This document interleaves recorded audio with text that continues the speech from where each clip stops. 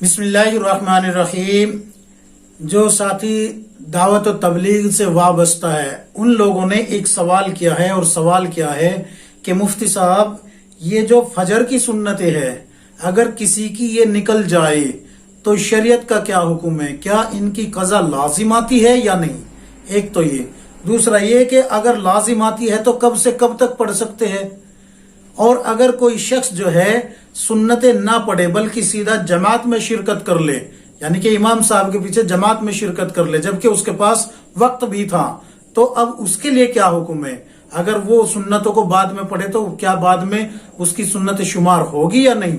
تو یہ ایک بہت اہم مسئلہ ہے جو کہ عوام اس سے غافل ہے بالکل۔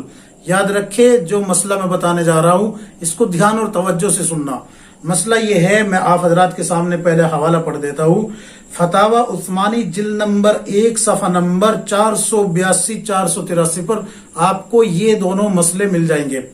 پہلا مسئلہ کہ اگر کسی کی سنتیں نکل جائے تو کیا حکم ہے؟ تو یاد رکھے کہ طلوع آفتاب کے بعد زوال سے پہلے پہلے امام محمد رحمۃ اللہ علیہ کے نزدیک سنتوں کی قضا کی جا سکتی ہے، لیکن شیخین کے نزدیک یعنی کہ امام ابو حنیفہ رحمۃ اللہ علیہ، امام شافعی رحمۃ اللہ علیہ، امام احمد بن حنبل اور امام مالک رحمۃ اللہ علیہ، ان چاروں ائمہ کے نزدیک جو ہے سنتوں کی قضا نہیں ہے۔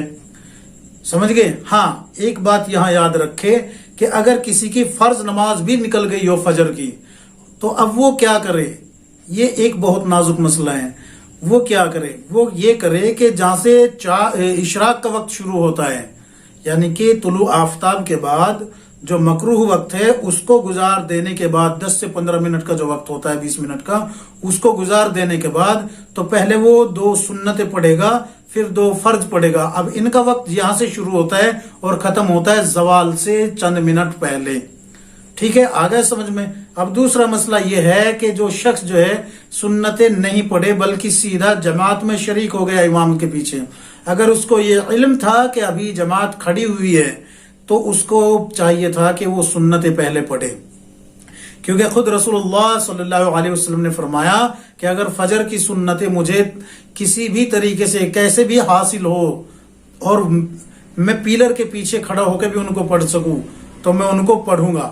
تو یہ حکم ہے کہ اس کو پڑھنی چاہیے تھی۔ اگر اس کو یہ پتا تھا کہ قاعدہ آخرہ اس کو مل سکتا ہے، یعنی کہ اس کی دونوں رکعت نکل گئی، یعنی کہ دونوں رکعت کے سجدے نکل گئے اور اس کو اتحیات یعنی قاعدہ آخرہ مل سکتا تھا سنت پڑھنے کے درمیان، تو پھر آپ اس کو جو ہے سنت پڑھنی تھی۔ لیکن اگر اس نے سنت نہیں پڑھی اور وہ جماعت میں شریک ہو گیا سیدھا، تو اب حکم کیا ہے؟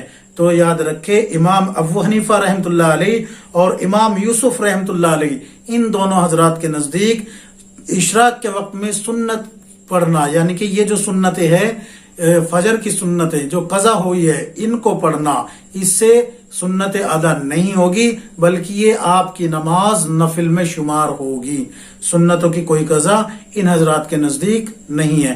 میں آپ حضرات کے سامنے حوالہ پیش کر چکا ہوں، فتاوی عثمانی جلد نمبر 1 صفحہ نمبر 482 483 پر آپ کو یہ تمام مسائل مل جائیں گے، دیکھ لیجئے کھول کے۔ اللہ تبارک و تعالی ہم سب کو کتاب و سنت کے مطابق زندگی گزارنے کی توفیق عطا فرمائے، آمین یا رب العالمین۔